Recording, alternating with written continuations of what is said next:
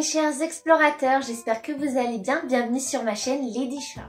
Donc je vous partage ma passion pour l'Égypte antique, en tout cas mon savoir, bien que je ne sois pas égyptologue ni archéologue, je tiens à le préciser, mais j'aime bien vous faire partager mon savoir tout simplement. J'ai juste fait une petite erreur la dernière fois dans ma toute première vidéo sur les hiéroglyphes. J'étais très fatiguée. Ça se voit d'ailleurs quand j'ai revisionné la vidéo, je me dis oula. Et je me suis même trompée dans le prénom de Nefertari, j'ai dit Nefertali. Il me semble que j'ai écorché son nom, ce qui est tout simplement inadmissible, surtout pour moi. Voilà, bref. Justement, on va parler de la déesse de la beauté, entre guillemets, qui était considérée comme la déesse de la beauté, mais en tout cas la reine des reines, au roi des rois, au pharaon des pharaons. Bref, on va parler de Nefertari, mais avant tout, j'aimerais vous parler de son cher époux et puissant Ramsès II. Donc, pour la prochaine vidéo aussi, je tiens à vous dire qu'il y aura sans doute la présence de mon cher époux, donc mon mari, qui est passionné lui aussi d'Égypte antique, et du coup, on vous parlera d'un sujet dont on ne dit pas tout de suite. Vous allez voir, c'est une surprise. Et en tout cas, je serais ravie de faire une vidéo en fait en couple avec mon conjoint. Et en tout cas, lui va expliquer en anglais et moi j'expliquerai en français. Ça va permettre en fait d'avoir plus d'ouverture par rapport justement à la chaîne et aux vidéos. Et si ça fonctionne très très bien avec lui, et ben je ferai en sorte de toujours l'avoir sous le coude. Bien sûr quand il ne travaille pas, justement pour qu'on puisse faire ce genre de vidéo. Voilà, tout simplement. Alors, on va pas perdre de temps. Donc Ramsès était considéré comme le pharaon des pharaons, le roi des rois. Il était l'un des plus puissants pharaons de la 19e dynastie égyptienne. Il a régné pendant 60 ans. Alors il y en a qui disent 66, 60 ans, mais on va dire 60 ans. Il a vécu jusqu'à 91 ans. Et quand on peut voir sa momie de maintenant, on peut voir à quel point, même sa grandeur et sa puissance, elle a traversé la mort. Même par rapport à l'au-delà, c'est parfaitement spectaculaire. Je vais vous mettre justement la photo de sa momie. Il est dans une conservation tellement impeccable. C'est impressionnant. On voit ses cheveux, on voit ses... D'ailleurs, il y a pas si longtemps, la reconstruction faciale sur ordinateur, en fait, artificielle. Alors, ça a été fait avec une université à Londres, il me semble, qui travaillent la plupart du temps avec le FBI et tout ça, et c'est eux qui ont reconstitué le visage de Ramsès II. Donc j'avais vu ça il n'y a pas si longtemps, j'ai trouvé ça vraiment fascinant. Donc ça se trouve, la vidéo date un petit peu, mais voilà. En tout cas, j'ai trouvé ça très intéressant. Bref, c'est pour vous dire qu'il a été vraiment dans une grandeur et il a construit une dynastie très grande, merveilleuse, et il a marqué son époque. Il n'y a que lui dont on parle le plus par rapport aux autres pharaons, parce que les autres pharaons qui l'ont précédé par la suite, eh ben, ils avaient beau prendre son nom, Ramsès, parce qu'ils pensaient récupérer sa puissance, sa grandeur, tout ce qui... Et en fait, pas du tout. Ils n'ont pas autant marqué l'histoire que Ramsès II. Dit Ramsès le Grand ou Ramsès le Bâtisseur. Parce qu'il faut savoir que Ramsès a bâti énormément de grands monuments, dont l'un des plus beaux, mais je vais vous en parler juste après, ça concerne Nefertari. Là, on va parler de toutes ces grandes statues qui étaient à son effigie, sur justement les murs, les temples, etc.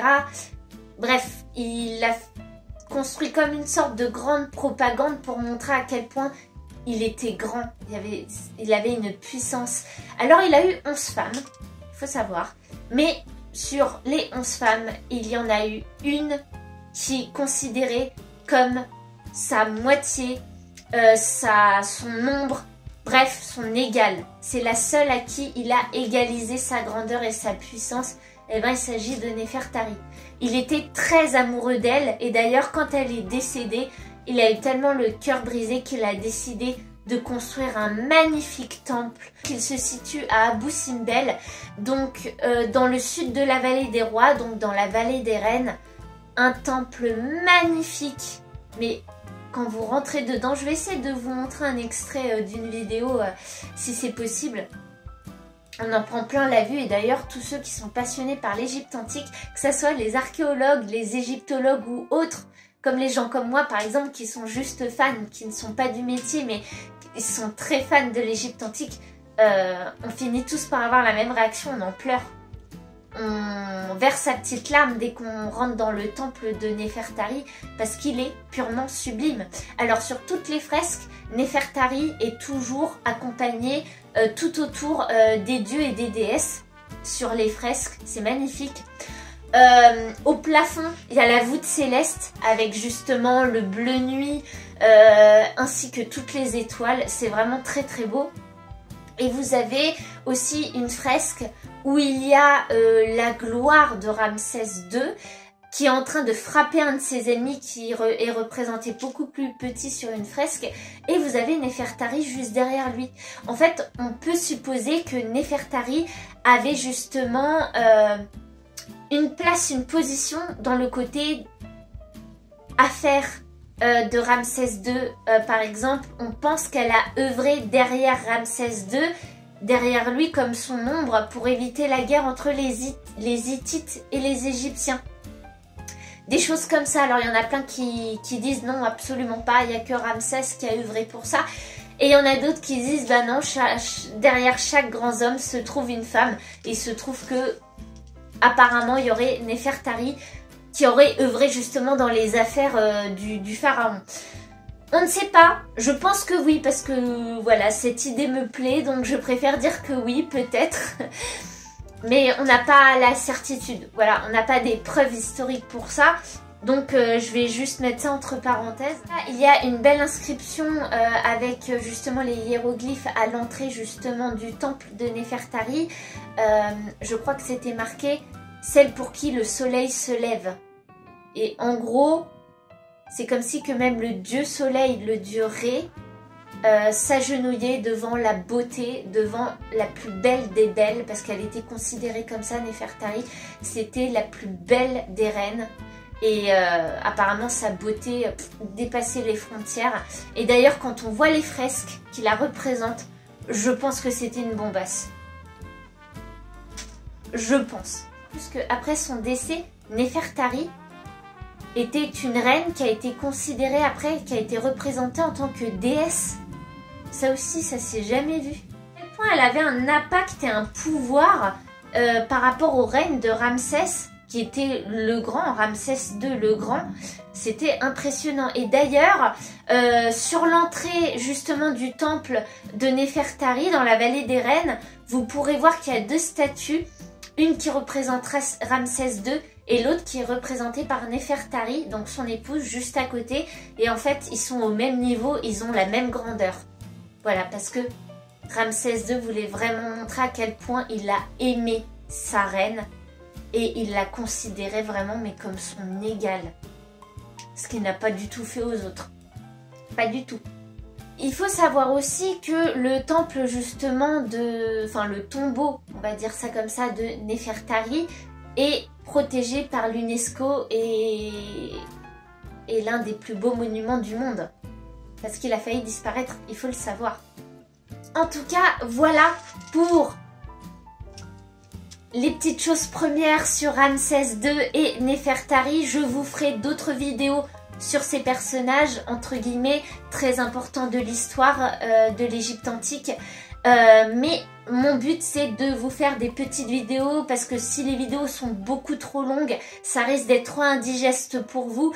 Et mon but, c'est de vous faire partager ma passion et mon savoir sur l'Égypte antique. Voilà, tout simplement. Donc c'est pour ça que les vidéos seront pas trop longues. Généralement, elles font 10 minutes ou 12 minutes ou 13 minutes. Mais elles vont pas plus loin. Et c'est très bien, comme ça vous permet justement d'avoir du temps et puis de regarder la vidéo mais sans vous dire ça va être trop long parce que je peux comprendre que des fois on n'a pas spécialement le temps. Mais en tout cas voilà, c'est quelque chose à laquelle ça me plaît particulièrement. Je suis très contente de vous faire découvrir ma passion pour l'Égypte antique. Il y en aura d'autres sur plein de sujets. Et d'ailleurs, mon mari vient de m'envoyer un message et m'a dit qu'il avait 3 jours off. Donc on va pouvoir faire la prochaine vidéo ensemble. J'ai trop hâte. En tout cas, lui, comme mon mari est britannique, il va pouvoir parler en anglais. Voilà. Et moi, je parlerai en français. Comme ça permettra à plus de monde de profiter en fait de nos connaissances et de notre savoir à tous les deux. Voilà. Donc on verra bien si ça fonctionne ou pas. On verra. Mais en tout cas, je suis très contente de voir que vous êtes... bon, pour l'instant, pas beaucoup parce que je viens de démarrer YouTube. Mais je suis très contente qu'il y en a qui m'envoient des messages en disant « Bah Lisa, c'est super intéressant.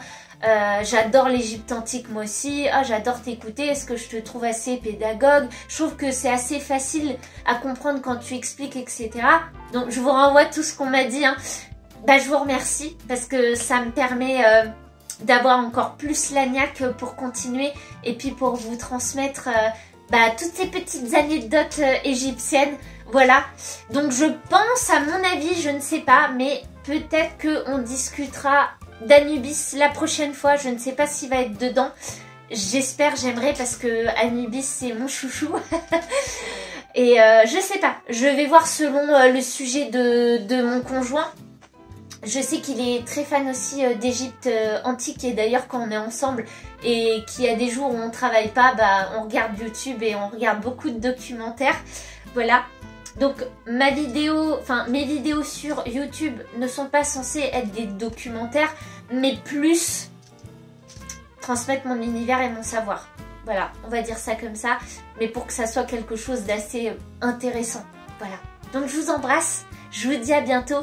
N'hésitez pas à vous abonner si ce n'est pas déjà fait. Bien sûr pour ceux qui sont intéressés par l'univers. Et puis je vous dis à une prochaine vidéo. Prenez soin de vous. Bisous.